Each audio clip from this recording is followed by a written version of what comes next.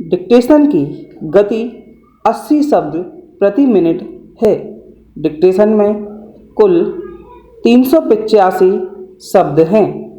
Dictation की PDF आप description में दी गई लिंक से प्राप्त कर सकते हैं। डिक्टेशन शुरू होगी 5 सेकंड बाद। स्टार्ट। सभापति महोदय, यह मामूली बात नहीं है। आप इस बिल को शुरू से आखिर तक पढ़ते जाइए तो साफ मालूम होता है कि किसी खास आदमी के लिए, खास समाज या खास गुट के लिए यह कानून नहीं बन रहा है। इसमें कहा गया है कि जहाज उद्योग को भी हिस्सा दिया जाए, पहले नहीं दिया जाता था। इसके साथ साथ अभी सभी लोगों ने कहा है कि यह कानून इस अभिप्राय से बना था कि इस देश के व्यवसाय की उन्नति हो। तो व्यवसायों की उन्नति के लिए यह कानून बना है। Paragraph change.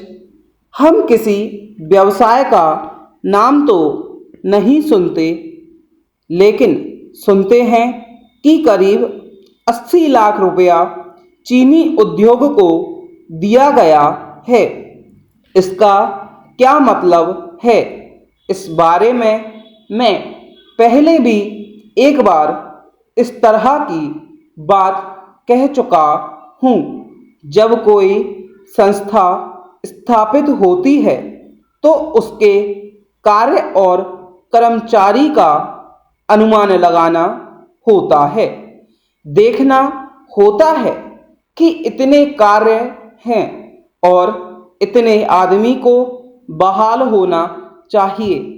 मुझे तो यह कहने में दुख मालूम होता है। Paragraph change. मुझे तो इस सरकार को सरकार कहने में लज्जा महसूस होती है। इसको सरकार नहीं कहना चाहिए। यह तो इस तरह का कुछ है ही नहीं। यह तो एक लूटने के लिए समान रूप से बना है। यह जो कानून है वह इसलिए नहीं बनाते कि उससे देश का कोई लाभ हो। वह इसलिए जरूरी है कि किस काम के लिए किस आदमी को ले लें, इस मतलब से कानून नहीं बनता है, बल्कि इस मतलब से बनता है कि एक खास आदमी को उस रोजगार में लगाना है। उसके लिए कानून बना देते हैं,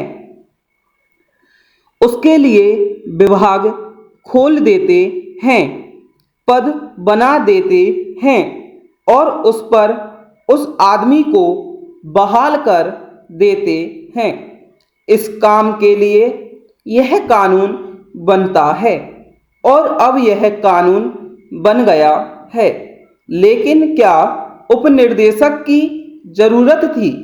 अभी ना इस नियम को बहुत रुपया मिला है, ना बहुत काम ही बड़ा है। अभी केवल एक काम हुआ है कि केवल चीनी व्यवसाय को ही रुपया मिला है, जो बिल्कुल उन्नतिशील व्यवसाय है। उसमें उन्नति के लिए रुपए की जरूरत नहीं थी। ऐसे ऐसे व्यवसाय की मदद होनी चाहिए थी जो कि पिछड़ी हालत में हैं। इन शब्दों के साथ अब मैं भाषण समाप्त करता हूँ।